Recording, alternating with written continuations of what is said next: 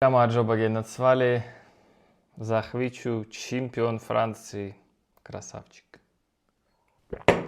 Примерно так должен был начинаться мой выпуск, если бы Париж стал чемпионом Франции в эти выходные, но не получилось, даже несмотря на победу 6-1 над Сент-Этьеном. Почему так случилось, давайте разбираться.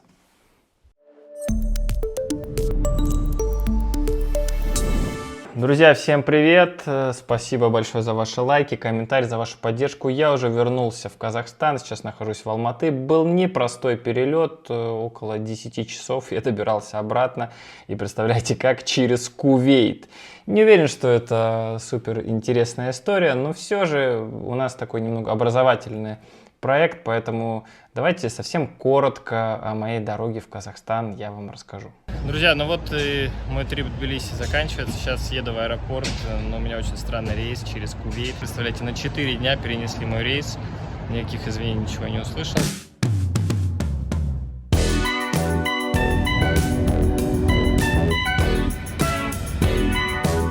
У меня всего 3 часа пересадки.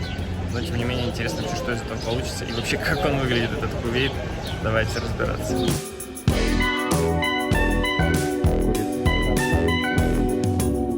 Популярное направление. Кстати, вообще стоит сказать, что достаточно пустой аэропорт, тишина, никого нет, вообще благодать. И меня сейчас, кстати, опять даже узнали здесь. Скоро стану местной звездой. Ну, приятно. Друзья, пока вроде все обошлось. Летим.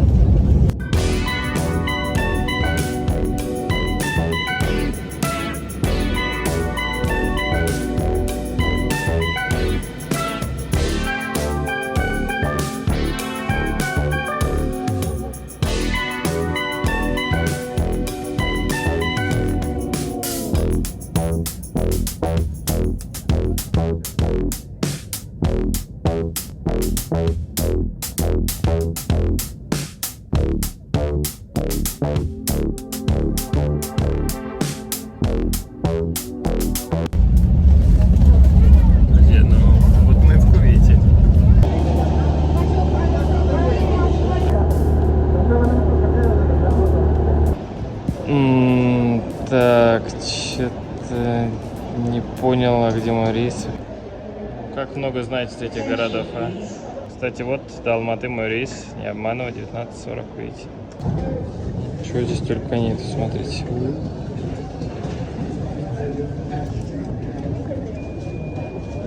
Смотрите, как питаются местные. Вот 1,5 это примерно умножить на 3,5, как мне сказали. Ну, в районе 5,5-6 долларов за яблочко. О, манго, кстати, прикольно.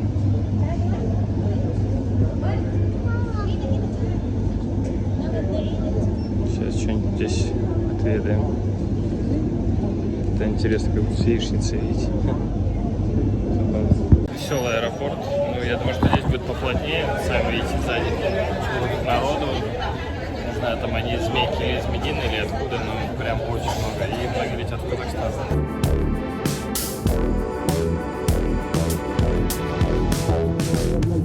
Ну, вот так получается. Пока я летел, Зорико и Хвичи устроили там зарубу в матче чемпионата Франции. Да, вот такая была дорога, ну а теперь давайте перейдем к главным событиям минувшей недели. Их было очень много. Вот в то время, пока я находился в самолете и летел, как раз таки было очередное грузинское дерби в рамках Лиги 1, Хвича против Зорико Давиташвили. Ну и, конечно же, мы не могли обойтись без каких-то околофутбольных моментов, их было достаточно. Давайте посмотрим вообще, как друг друга приветствовали футболисты и как они общались по ходу матча.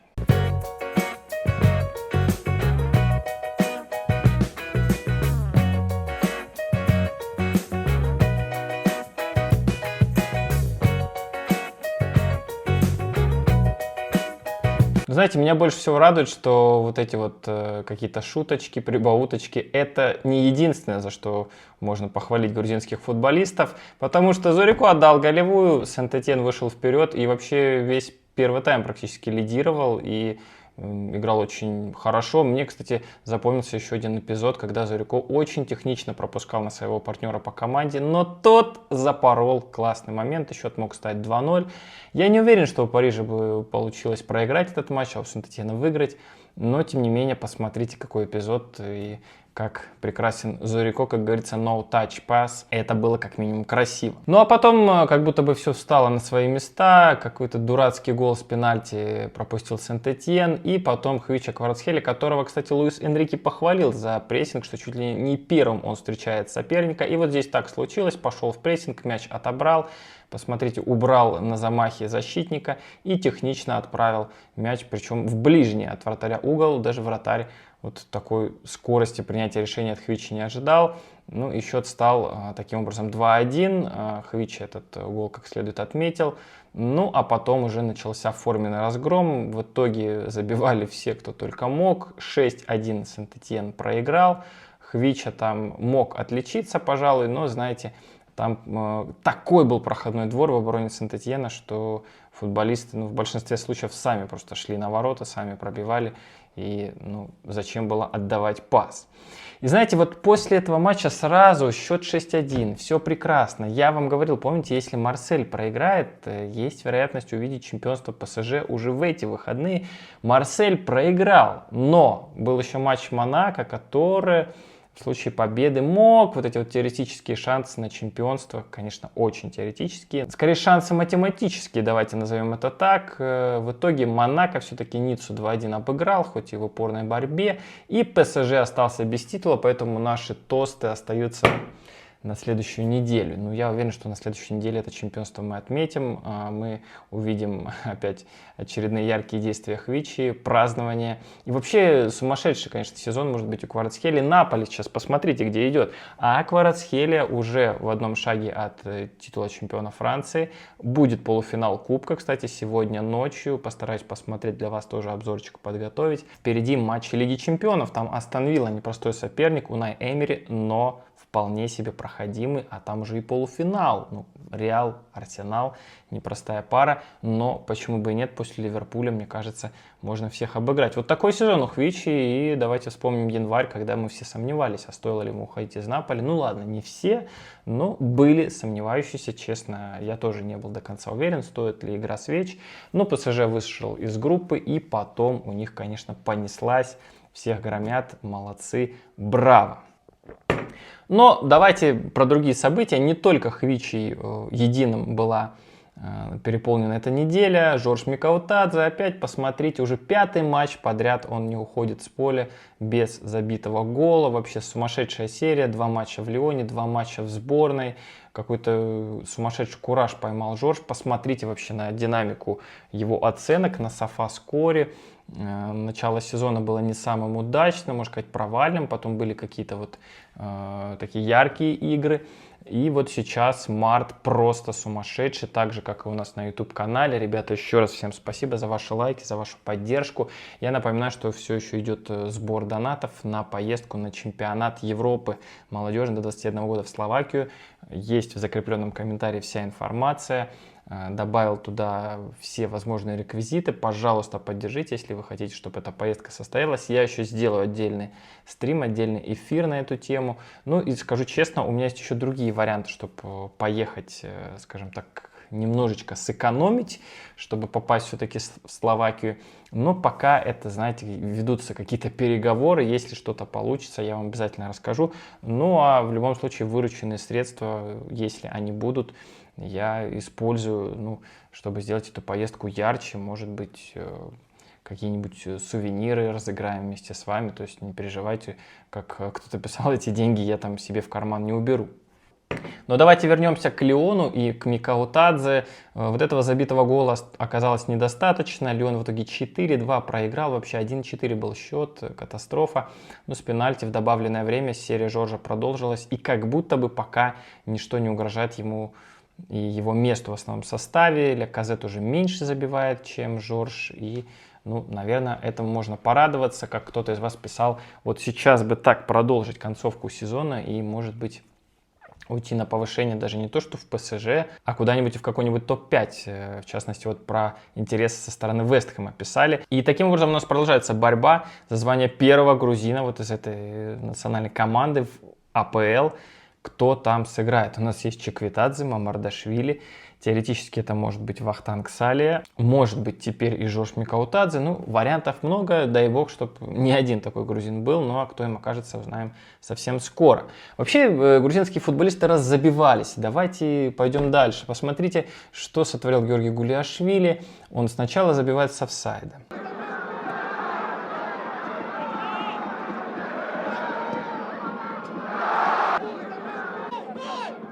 Потом он не реализует стопроцентный выход 1 на 1. Очень, ой-ой-ой, как он не забил, не знаю. Потом еще один момент у Георгия Гулиашвили. Там бросили его в прорыв с очень острого угла под перекладину. Красиво забивает. Еще один мяч.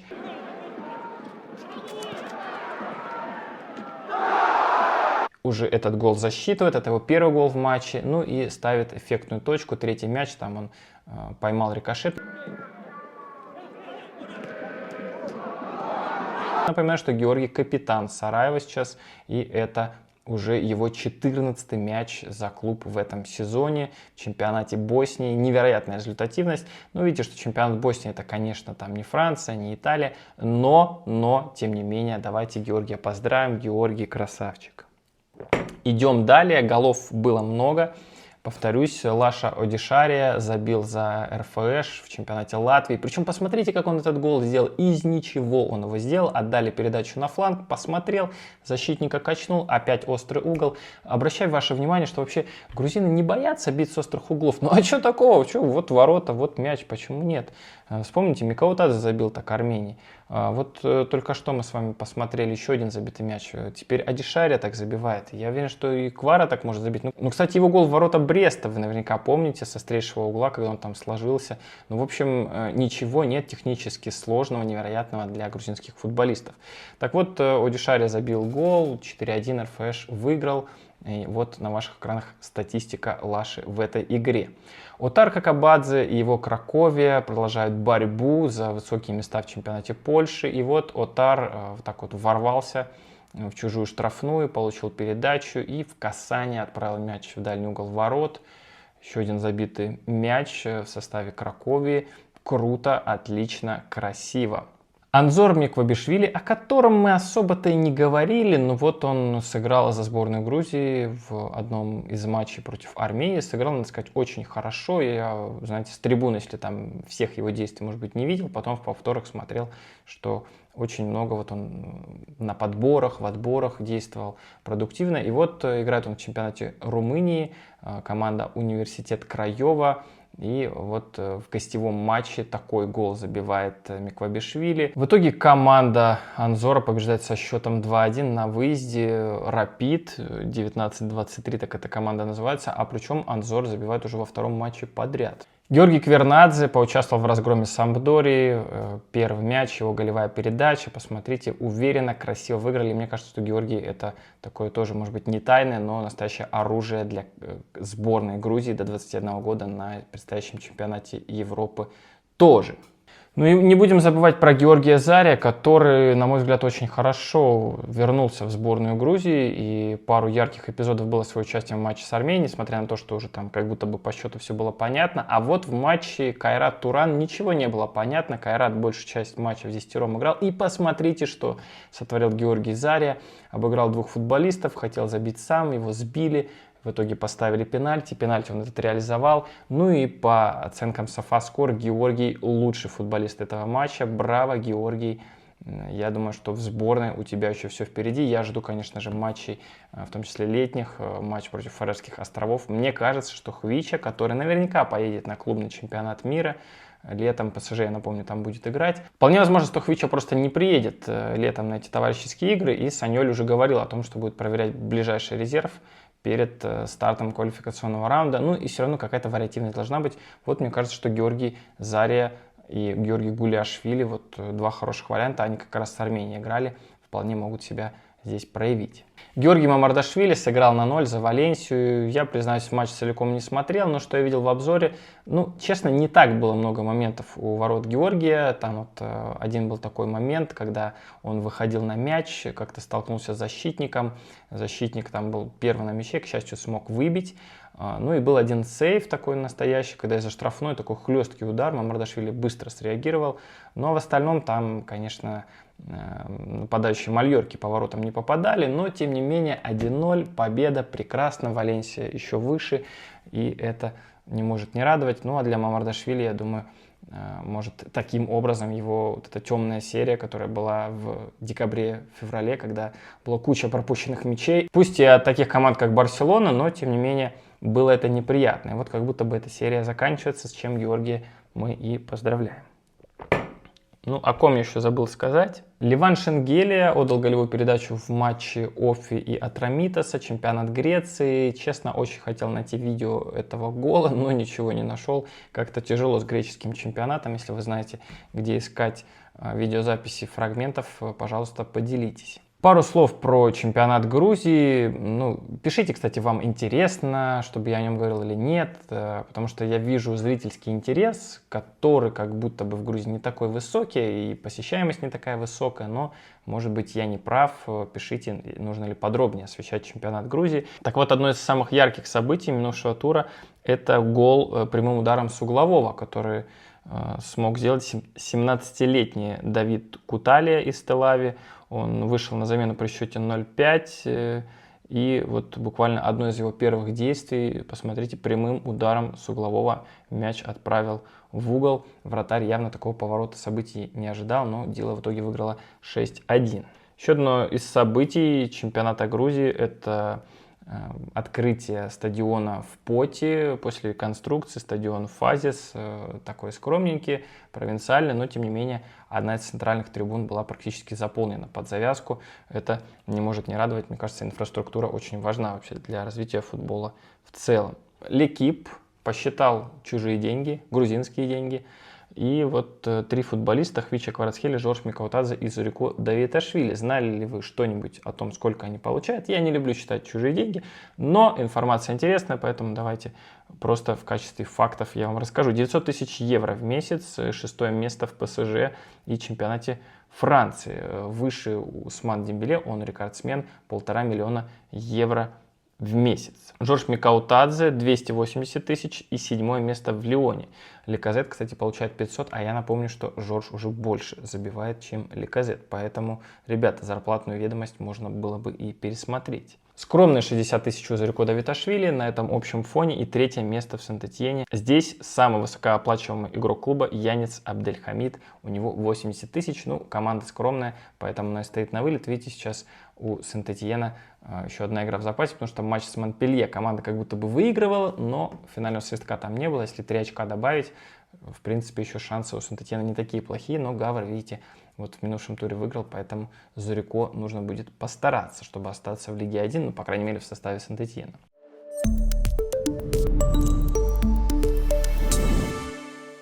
Ну что ж, друзья, вот такие основные новости. Еще, может быть, коротко стоит сказать об открытии магазина Барселона. Официальный фан-шоп теперь в Тбилиси, в самом центре, на проспекте Руставели, находится напротив Стамбы.